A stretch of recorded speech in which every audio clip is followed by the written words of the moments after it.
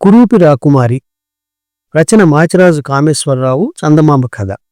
రాజుపాలెం అనే ఒక కుగ్రామంలో ఉండే పార్థుడనే యువకుడికి ఇక ఆ గ్రామంలో ఉండాలనిపించలేదు. తండ్రి చేసిపోయిన అప్పులు తీర్చడానికి ఉన్న ఒక్క ఇల్లు అమ్మవలసి వచ్చింది.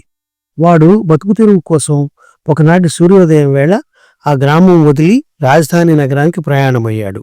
మధ్యాహ్నానికల్లా వాడు అడవి మధ్య ఉన్న చింతల దిబ్బ ప్రాంతం చేరాడు. అక్కడ దిబ్బ మీద గుడిసె ఒకటి ఉన్నది.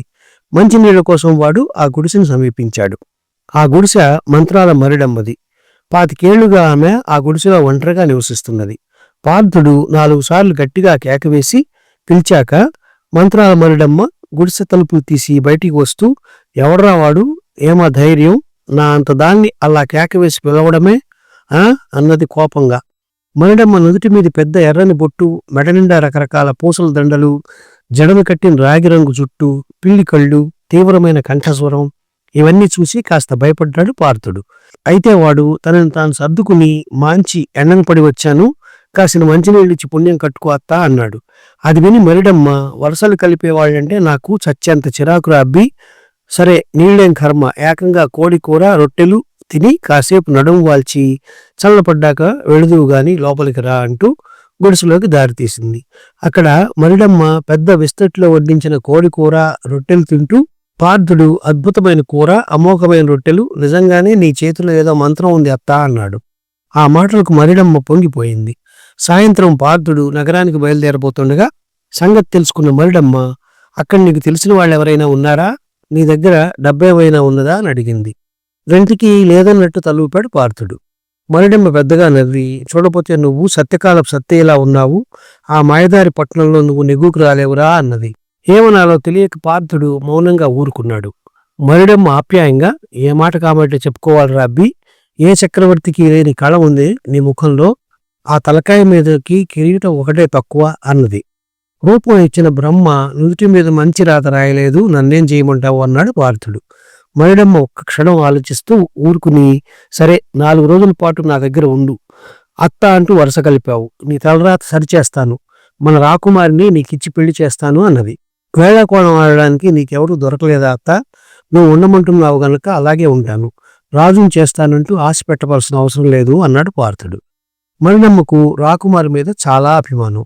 మహారాణి నిండు చూలాలుగా ఉన్నప్పుడు మహారాజుతో కలిసి వనవిహారానికి వచ్చింది. ఆ సాయంత్రం వాళ్ళు తిరిగిపోతూ మరిడమ్మ ఉండే చింతల దిబ్బ ప్రాంతానికి వచ్చారు. ఆ సమయంలో ఒక చిరుతపులి చెట్టు మీద నుంచి రాజున్న రథం మీదకి దూకింది. రాజైతే ఆ చిరుతను చంపాడు గాని రాణి భయంతో కంపించిపోవడంతో పురిటి నొప్పులు ప్రారంభమయ్యాయి. మరిడమ్మ ఆమెను గుడిసెలోకి తీసుకుపోయి పురుడు పోసింది. రాణి ఒక కురూపి ఆడపిల్లను కని బిడ్డను కళ్ళ చూడకుండానే కన్ను మూసింది. రాజుగారు ఆ కురూపి తన బిడ్డగా నలుగురికి చూపించడం ఇష్టం లేక అంతఃపురంలోని ఒక రహస్య మందిరంలో ఉంచి బయటి ప్రపంచం తెలియకుండా పెంచాడు.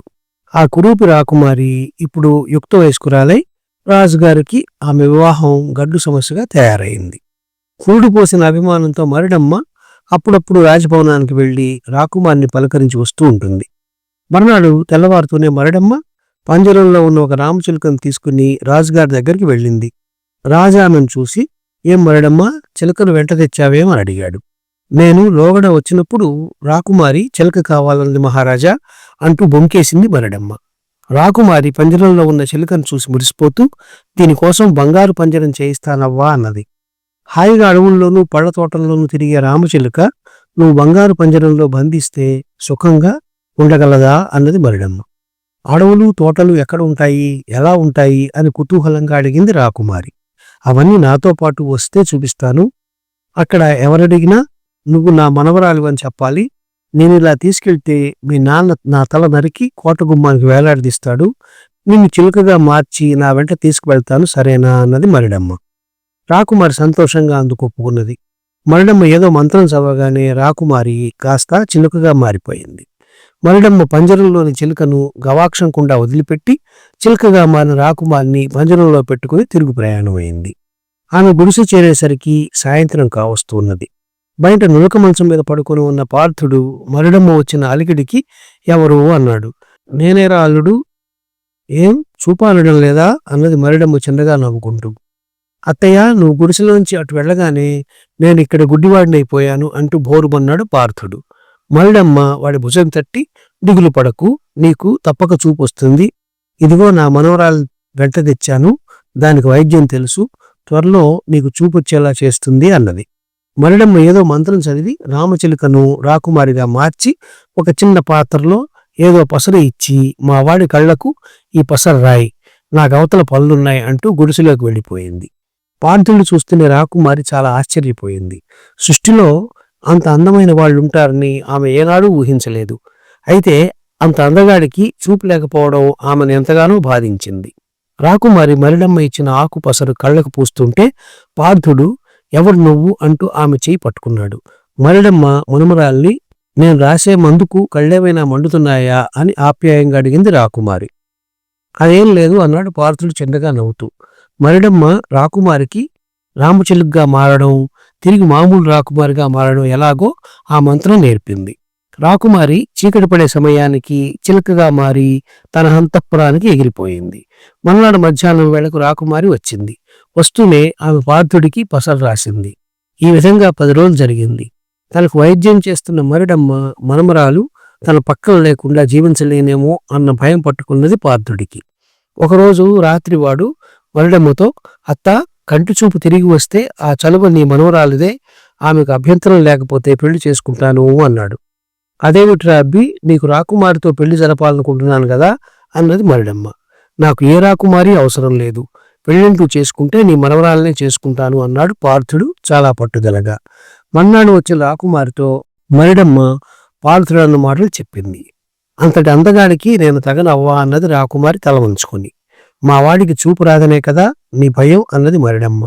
అందుకు రాకుమారి కంగారు పడి, అదేం మాటవ్వా, ఆయనకు చూపు లేకపోయినా నాకుందిగా అన్నది. మరిడమ్మ సంతోషంగా, ఇద్దరికీ ఒకరి మీద ఒకరికి ఇంత ఇష్టంగా ఉన్నప్పుడు ఇంకా దాగుడు మూతలు ఎందుకు, రాజ్యం కోసం కాక నిన్ను నిండుగా ఇష్టపడే వాడికిచ్చి నీ పెళ్లి జరిపించాలని మీ నాన్నగారి ఆశ, ఇక పార్థుడికి కళ్ళు కనిపిస్తాయిలే అన్నది. రాకుమారి ఆనందంగా తన భవనానికి వెళ్ళిపోయింది.